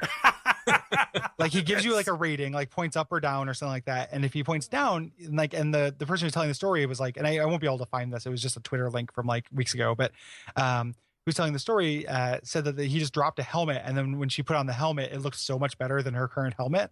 And then the mound maker just like black crystalled out. Yep. And then both of them got banned. Yeah, that's probably true. But just it's a really cool. You're able to do weirdo shit with these guys. Yeah, I'm way into it. Me too. Yeah. I do wish there was like a ring you could put on that like disguised your summon signal. But yeah, it is so. It is kind of nobody will be fooled with it. They even give you a warning when you're going to summon in a purple phantom. It's like when you click on it, it says this will summon in a mad phantom. Like, do you really want to do this? Well, and here's the thing. I want to leave it to you guys. If I'm feeling saucy, which is about 95% of the time, if I see one of these, I'll summon them in. It's kind of like throwing the Dragon Bros a bone. It's like I'm not in a hurry today, so I'm just going to let's see what's up. I want to see what you want to do. Yeah, it is fun because you do get those weirdo things. It's not always just PvP. Yeah. Like usually I don't the invite PvP, like the red signs and stuff, I don't usually click on because I am a casual PvP player at best. Mhm. So those people I feel like are dedicated to it and Yeah. are probably very good at it, and that's the game for them. So I'm just going to end up getting killed really fast, with those things. I like PvP that occurs like the times I've won and had fun. I get the sense that the person I'm fighting is not like a professional PvP guy. Yeah. Partly because I win sometimes, and I'm not very good at it. Oh, that's another fun place to mound make, because I'm terrible at PvP too. I just have to like set up interesting scenarios. But you can draw people into the archer's like target range. Ooh, yeah.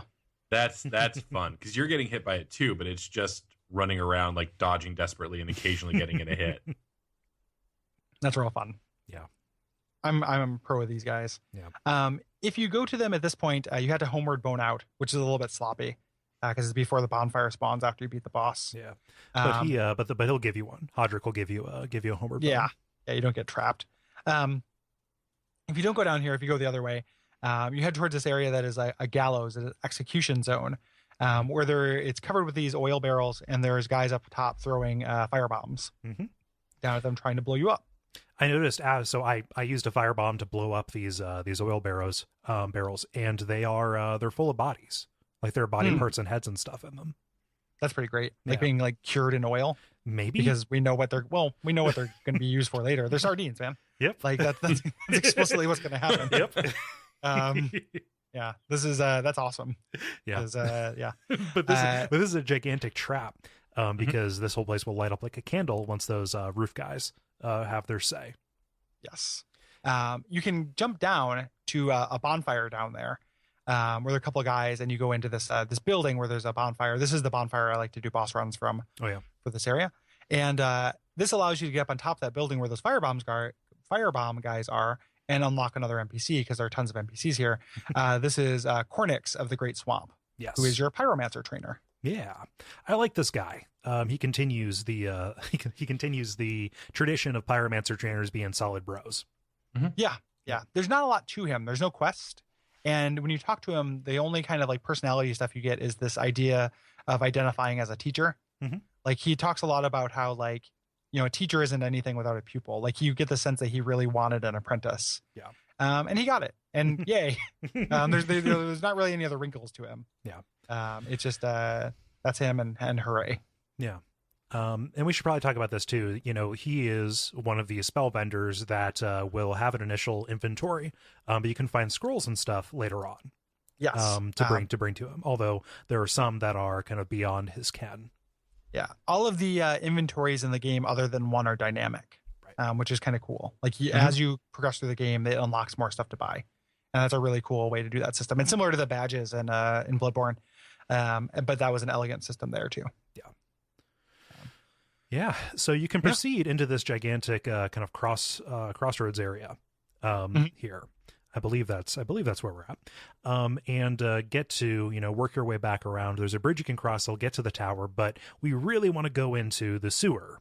Yes. Not just because there's a shortcut here that again makes this area kind of smaller, back to the dilapidated bridge. But there's some important stuff down here. Yeah, can I take a second to complain about something? Yes. So I feel like Gary Dark keeps Souls... pissing on the floor in the bathroom, and I don't like it. I like that. It's like okay. Thank God I did it for you, Dad. I feel like this takes a note from Bloodborne in that there's a lot more patrolling enemies, like enemies who have like their route, and through this area, like we haven't talked about the bridge yet, but there's a little like congregation of the big ladies with the maces, evangelists, like a hunting party with the evangelists and dogs and a couple of hollows. Yeah. The thing about those patrols is if you are doing a lot of Covenant stuff, when you load back into the area, they reset. That sucks. Yeah. Like when I would be doing the run over that bridge, I would like a lot of times in this area, I would just throw down my sign and then just like go do other stuff. And you get grabbed pretty fast if you're putting down a mound maker sign in this area. Yeah. And I would just about get to that bridge, and the patrol would have already gone by. And then when I came back into my world, massive monster party. Because the patrol had just like reverted to where its starting point is. It just feels sloppy. For this one, I feel like it's kind of sloppy because you're not, if you don't want to deal with it, it's a time tax. Uh-huh. Like you can just wait for them to go by. It's not like it's other than with that weird things getting reset, it's unlikely they're going to come upon you. You know, it doesn't add like pressure or anything. It doesn't add very much here. It makes the world feel a little bit more alive, but it doesn't, the angle you're likely to come at these things from, you can just kind of observe and wait for them to pass if you want. And if you're making the run out from this sewer over and over to this kind of hard encounter with this area we're going to talk about after the sewers, becomes kind of a pain to do. Because even if you don't want to wait for it because you don't want to fight it, it's still too many things to fight at once. Like fighting dogs and an evangelist at the same time is bad news. Yeah. Because those things hit hard. So I definitely think I'm on board with that. Like I think it is frustrating. So. Like I like the idea of enemies moving around. It's just the implementation to me is a little iffy in a couple spots. Yeah. It's also just like the enemy density here is just really, really huge and kind of thoughtless. Is it with this little encounter? Like there's not a lot to this. It's just kind of like, here's 1,000 guys walking around. Yeah. All right. End complaint. Back to the funniest moment in the entire game. Although that is one of the places where you find the giant guys who have the pots that are full of organs. Oh yeah. Yeah. Throwing the organ pots at you. Yeah. Moving down into the sewer, it is a sewer full of rats. And at the end of it, there's this big fog at the end. No, it's rat dander. Yeah, it's just rat dander. Yeah, it's rat dander. You kind of move through. You take your allergy medication, walk into the rat dander, and as you approach this fog, a giant rat emerges from it. Yeah, or our old buddy from the depths. It's awesome. Yeah, this is a fun fight. I like this a lot. Well, and it's great. Like because it's just like little rats, and you're like, oh, I got this. Yeah. And then just like, Rah! I thought that I could open up the door with the grave key to just kind of like skip that, and no, he attacked me and ended up inside the narrow tunnel at the bottom of the ladder, so I had to get a drop attack on him. He's a big boy. How did he get in there? I don't know. It made no sense. Aw. Yeah. I just love the moment of like this fog, and you're like, something's in there. Yeah. And then giant rat. This is where you'll get your cestus too. Yeah. Past the rat is the door we went the other side. This unlocks to the bridge bonfire to get down here. But we have the Velka key because we went and got the Mortician's ashes. Yeah. So we can go down further into the sewer here. So remember all that stuff about Velka being the crow in the beginning, and Velka being this unseen force of vengeance who, was incorporeal, but, presided over this kind of domain beyond the painted world. No, just a lady. Nope. It is. So I don't think Velka was ever the crow. I think the crow was a servant because I was actually talking about this. I've heard Velka being the crow. I've heard that one out there before. Oh yeah. I never thought that Velka was the crow. I just think that she has an affinity for crows.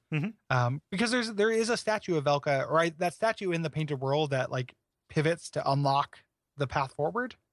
I always thought that was a statue of Velka. Yeah. Which is not the same statue as this, but I always thought Velka was a person, or like as much a person as anyone is a person in this game, like as much a person as Gwen, but just had an affinity with crows. Right.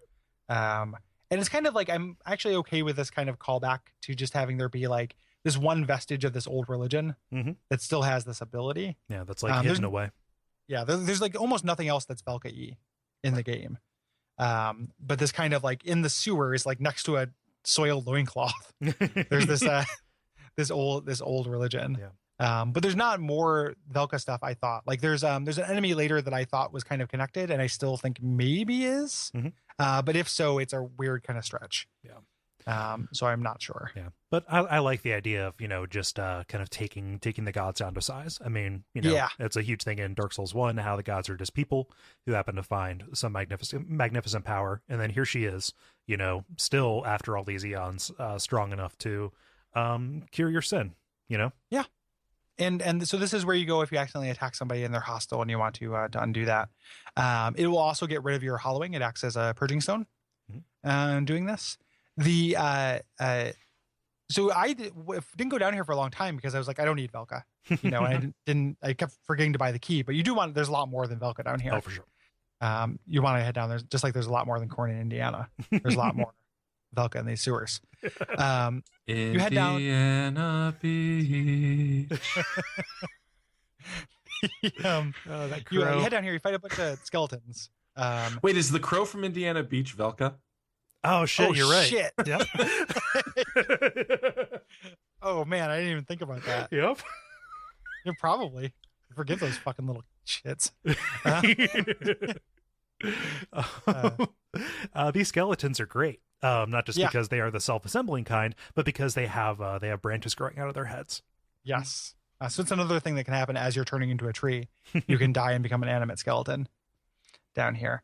You get some kind of minor treasures down here fighting all these skeletons, but the big thing is you get to the end, to this outside area that eventually leads into this crypt.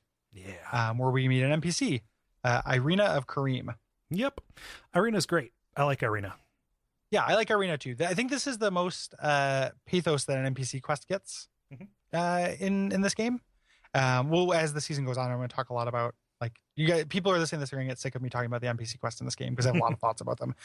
This is one of the strongest ones, or half of this is one of the strongest ones. Yeah. The other half is monumentally disappointing. So when you get her, she is blind and she's just like, hey, please touch me. There are these little creatures nibbling at my flesh. Yeah. Touch me and let me know that you're there, and stuff. And it's like super heartbreaking. Yeah. Like the voice acting really sells it. It's very sad.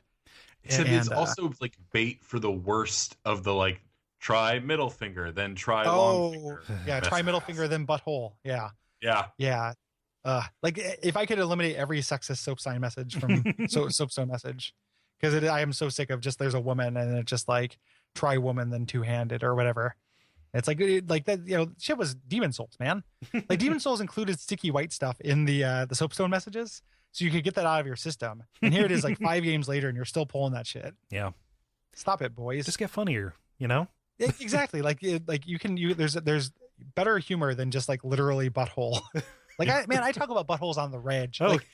Like it is not, that word comes out of my mouth constantly, but it's not just like, hey, here's a woman, what about her butthole? That's a pretty funny joke though. Wait, here's a woman, what about her butthole? Yeah. And just take it out of context if you remove the shittiness from it. Yeah. You can never remove the shittiness from it. Oh yeah. The butthole, dude. Anywho. But just like these little creatures, because we know firekeepers have a kind of a weird relationship with humanity and the sprites and stuff like that. And being blind and kind of cut loose from any contact. It's like this is a startling moment of intimacy in the way she reacts to it. Like, you are doing her a genuine kindness by saying, like, yes, you are not floating in the void, you're here, I'm here, let's do this. Yes. And we can invite her back. Yeah, she wanted to be Firelink. She wanted to be a firekeeper, but she failed. But she will be a miracle trainer. Yeah. So she's kind of a mashup of Rhea and Estrella, actually, because outside we find her knight, Aegon, the Knight of Kareem, who visually quotes Garl Vinland. Mm-hmm. And he, is kind of tired of looking after her and says, like, hey, I'm going to be your ally as long as she's kept safe. Like, I will go with you and I will go Firelink as well, but here's our deal. It's very simple. You have to keep her safe. Right. And then it's like, okay. And he kind of plays out differently if you come at this from a different angle. Yeah. Yes. Because like if you go over that bridge I spent half an hour complaining about earlier, you'll get to like the outside of this cell. And if you meet him that way, he just talks crap about you basically. Yeah, like another one of these unkindled, your dime a dozen kind of stuff. Yeah. Yeah. And so his relationship to her is really interesting, like whether there's any actual genuine affection there. I mean, he keeps her locked up because it's easier to protect her there. Yeah. Yeah. Like she's dangerous. Yeah. And as we mentioned, since she's a merchant, we can find these kind of tomes and stuff to learn spells, and that's going to have consequences. We're not going to play out her quest line kind of plays throughout the entire game, but you can find its natural conclusion pretty quickly or where it's going to go. And you can make that happen as early as the next area. So when we get to the next area, we're going to finish up her. We're going to talk about her quest line and the different ways it can go. Right. If you go to her cell and like try to open it and then go back, his dialogue changes. Mm-hmm. He's like, "Oh, you like poking around in cells, huh? Well, I'm not letting her out." Yeah. Yep. It is a cool relationship, and she's one of the better NPCs in the game, I think. Yeah.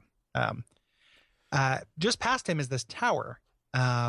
this is where the archer is at. So this is, it behooves you to go here before you go to the woods if you're interested in that. But we get a lot of surprises here. Real quick, just to get out of the way, going down is the critical path. Right.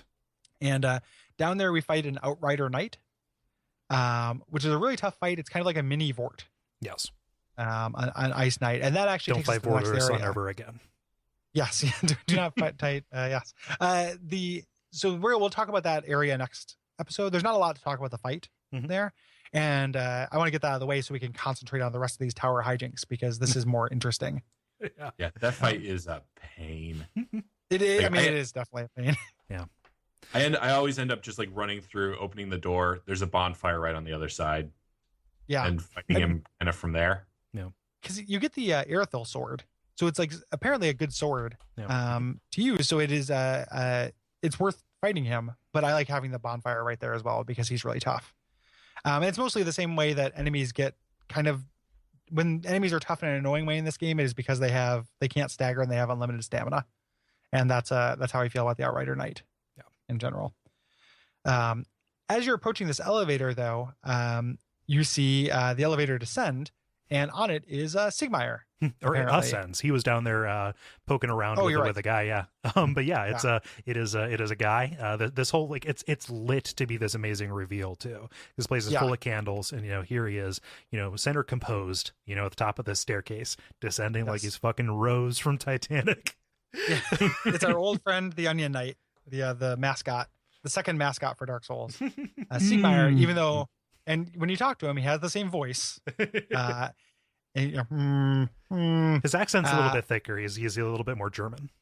Yeah, because this is Sigvard, or as opposed to Sigmire. Yes. Yeah, and he's having some trouble figuring out this lift. He saw where the arrows were coming from. He thought he could deal with the threat, but he is just having trouble. He cannot. Well, he says the elevator only goes down. Yes. And we figure out this puzzle pretty quick. It is, the elevator, you can send the elevator down, then get on top of it. Send it down without actually getting on it. Yeah, it's like a 2-level elevator.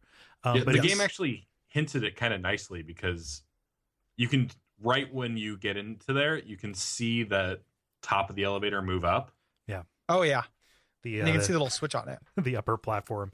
If you go down, say, okay, well, I'll check this out, see where he came from. There might be something down there, and you come back up, he's gone. Yes. So he figured it out. Yep. He because when you went down, he saw the top of it, and when you went back up, you triggered it to go up. So you do the same thing. You head up. You hear him as you go on your way up, which is your hint to do something else. But first, we're gonna go up and talk to this giant, the most deep and complex NPC in the game, who is just here to remind us of Hawkeye Go, Hawkeye Goff. Like there's you have it. It is like the minimalism of this encounter is comical. Like it is literally it's like the Fallout 4 hate newspaper thing. Like your dialogue has been reduced to Fallout 4 levels, people. Can you imagine that? Like you talk to him and he's just like I can't remember his greeting, but it is like make peace or deny or something like that. Yeah. And then you just say make peace, which you don't have to do anything. You just say make peace, and he just says good friend, no hit. And then when you talk to him, he goes, I help anytime. And that's it. Yeah. And there are people something that is generally true about the Dark Souls 3 lore. Like there are people out there who are seriously supposing that this guy is like related to Hawkeye Go or something like that. Like there's nothing to him. Yeah. Like it is just this weird way that like a lot of the little lorelets in this game just don't add to anything. Right. Like you can make these little connections like, oh, maybe this person is this person's uncle or this person is related to this person, but it doesn't make the story richer. Like there's nothing there for it, Like it doesn't add anything.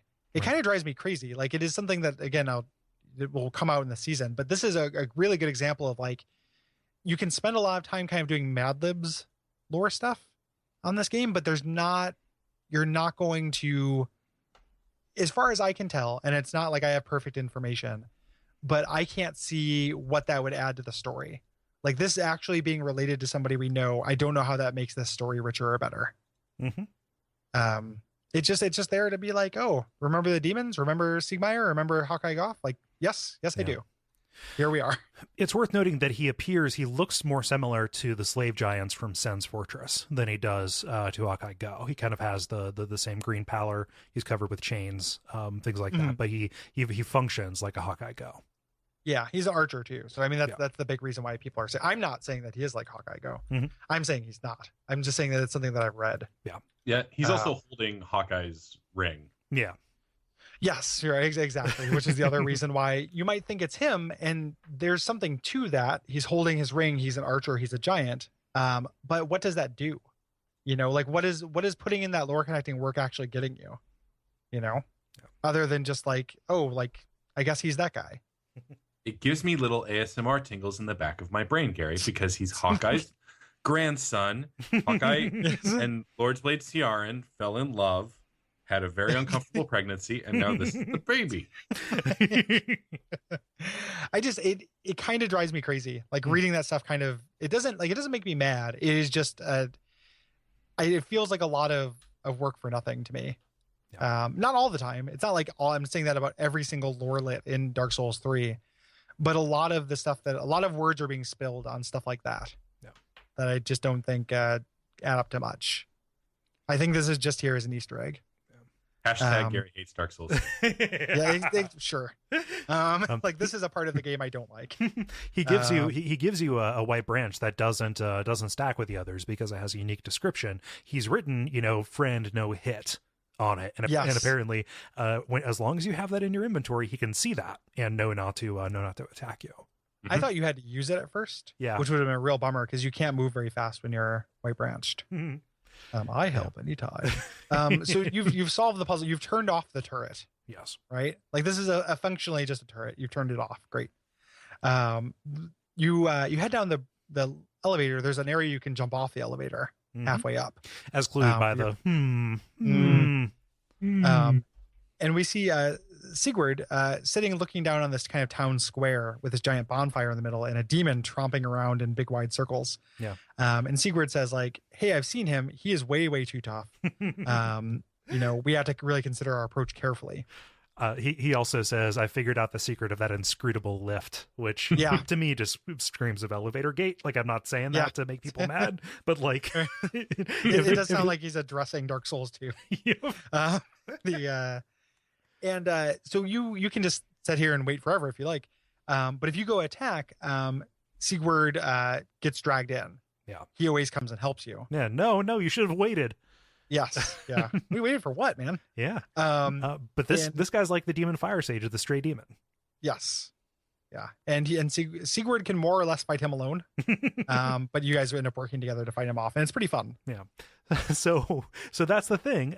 It's a great fight. It's like a co-op mini boss almost. I love Sigurd in comparison to Sigmire. As we know him, if he was just a straight quote, it'd be the other way around. You would be chasing after him, right? Sigurd is hyper competent but incredibly cautious, whereas Sigmire is not very cautious and also kind of not very competent. I don't think that. Oh, go ahead. Like the rest of Sigurd's quest line, I don't think makes him hyper competent at all. Like his next two encounters are just him getting fucked over by easy traps.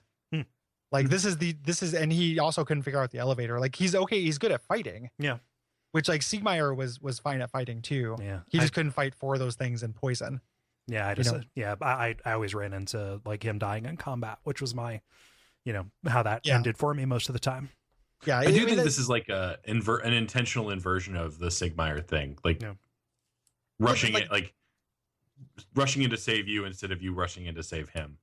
This individual encounter with the demon is. Yeah. Every other encounter is just you getting him out of trouble, which is what you always do with Sigmire, too. Like it is more quote than not quote.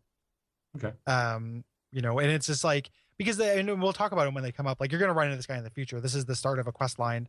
That I've thought about almost more than I've thought about anything else in Dark Souls 3. But it is not. I don't buy that it is. And we can talk about it then. And I'm not. If you think you can feel free to disagree. Like I'm not trying to bully you out of it. But I don't think it is an inversion or commentary on Sigmire. Yeah. At least this introduction. This introduction, it shows you something like, oh, this is totally going to be, the same thing over again. And then, your first encounter with him is not. And even if he falls back into it, the only reason I'm not going into it like further is because it does entail talking about these things that we're just going to have to get to later. Yeah. Yeah. So at this point in the game, I thought I was with you. So if I put myself in like I don't have later knowledge, I thought of this idea of this like version of Siegmeyer as being like competent and helping me out of things was cool. And I wish they had done that. But they don't. Until the very, very end. Yeah. But for most of his quest line, it is just Siegmeyer 2. Speaking of foreshadowing, this is also, I think, our first glimpse of like an Izalith style demon. Yeah. Yeah. Oh, absolutely. Yeah. And we get to see that they look different now, which is going to become important later. Like they're kind of like half petrified and gray and colorless. And ashen. Yeah. Which is going to become important. So it's a fun fight. Afterwards, he sits down cross-legged and he's tired when you talk to him. And this is one of the hardest times I've laughed in a game. He gives you an item here, which is a Siegbrow. Yep. Leave it to Sigvard to discover a drink that even the undead can enjoy. Yeah. And also, this makes me want this as a physical artifact. I want that instead of chicken wings. No, this fucking resin estus block. Oh, sure. It's barrel shaped and it's perfect for travel in its jolly barrel mug. It is very funny. Yep. Like the idea that there's a beer that's branded after this guy in this world. Like even there's beer in this world. Yep. That's already kind of funny and weird for Dark Souls. Mm-hmm. I don't know why I wouldn't think there would be, but like, okay, people in Dark Souls are sitting around drinking beer. All right. Yeah. But there's a specific kind that is branded to this guy's like family name. Well, what I want actually is for somebody to do a Photoshop. This would be very easy, just a Photoshop of Schrader Brow from Breaking Bad, except with the Onion Knight on it. It is a lot like Schrader Brow, and it's really funny. It's very funny, but it is super goofy. Like I laughed, but it was audacious, and I can't say that it did take me out of it a little bit. Like it's super goofy, and it just like communicates that tone. I keep saying that like Dark Souls 3 is a really funny game. Mm-hmm. Like this is a goofy game. Yeah. There's Siegbrow in it. It said so much about this guy to me, and that it's like after he toasts you, he gives you the toast gesture and says, now to take a nap after anybody would do after a good toast. And he's like a light. And if you talk to him, then you get the sleep gesture, which I really like learning how to sleep from watching somebody sleep. That's how you do it. Like yeah, like Jesus Christ, he's furiously taking notes. You kind of move through the rest of this area. Interesting little trivia thing I found out. This bonfire in the middle, you can put it out by smashing the kindling. It does nothing as far as I can tell. I tried doing it during the boss fight to see if it would weaken the demon, and it doesn't, as far as I can tell, do anything. Yeah. And you can climb up this building. There's it's guarded by two evangelists, and that's where you get the Flynn ring, which plays pretty good considering the equip burden. There's no reason to wear any clothes in this game, or wear the lightest clothes you possibly can. And then you get to the top that you fight a couple of evangelists. You get up to the top of this tower, and you drop down this tower, and this is where we find Lucatiel's clothing, which suggests that she ended here, because hey, her sword is inside the tree, and her clothing is at the bottom of this tower. And you also find the Chloranthy ring, which I saw a lot of people having and didn't find until my most recent run through, which is really embarrassing. It's hidden behind some crates. Yeah, I had no idea you could get Lucatiel stuff here. Yeah, you have to jump. You have to go down that tower. So you either need fall control or you have to make a running jump onto a jutting little platform to survive the fall. Yeah. And then you're in that outer ring of the tower, and I think that's where there's a homeward bone. And then, but there's a way inside the tower proper, and that's where Lucatiel's stuff and the ring are. Okay. Well, you fall down inside the tower. You can leave the tower and get a homeward bone, or you can just walk off a ledge and end up right at the boss, outside at the bottom of this tower. You're right at the building with the curse rotted greatwood. Yep. That area where the evangelist patrols up and down is where it lets out.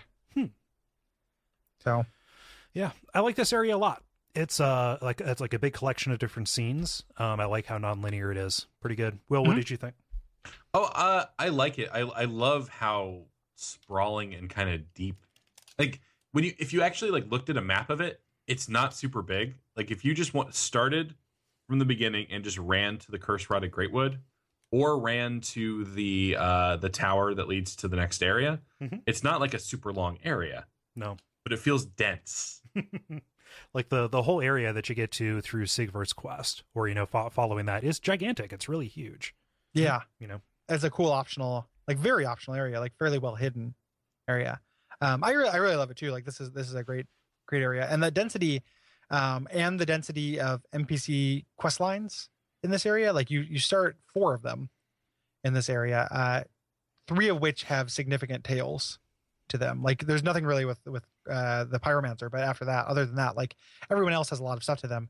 Really lends to this kind of design philosophy that I think permeates the entire game, which is density, and you are meant to go through it multiple times. Yeah. Like you are going to miss kind of things on your first run through this area, so you're going to go through it again and get the rest of the stuff.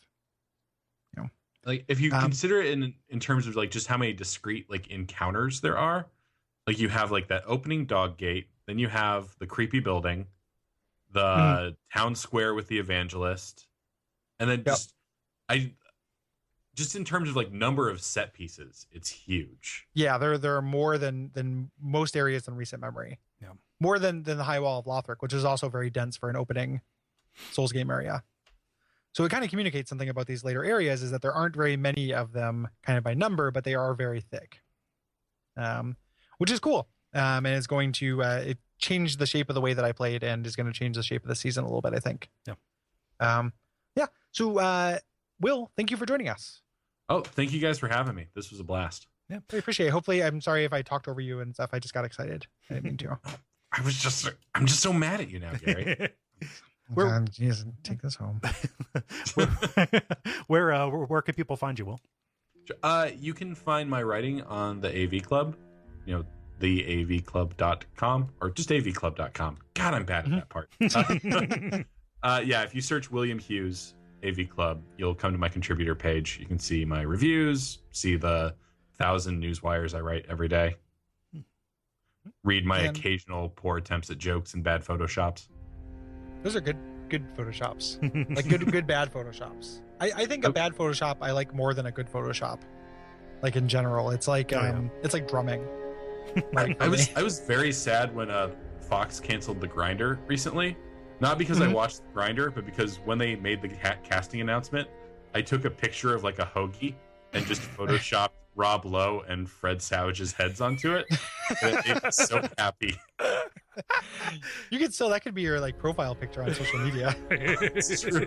The grind, or your social media picture on Grindr.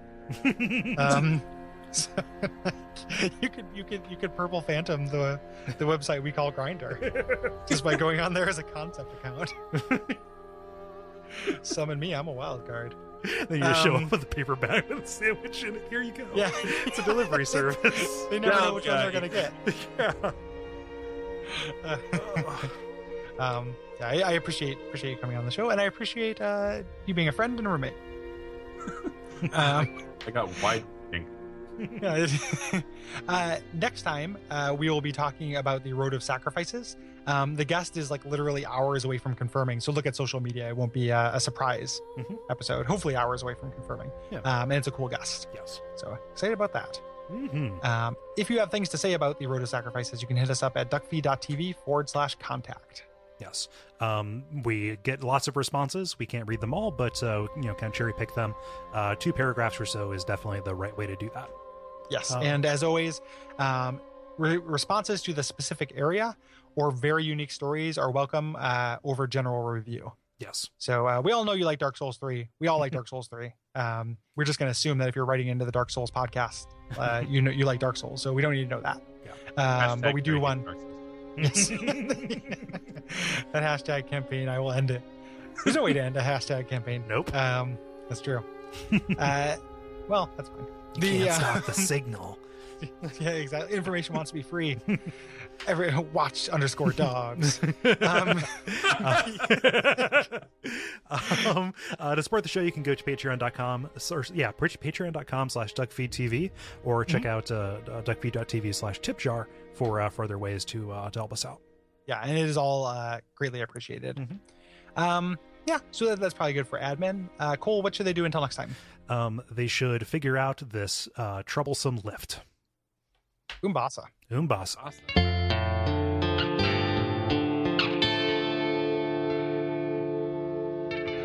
And we all pray that we will have far more soon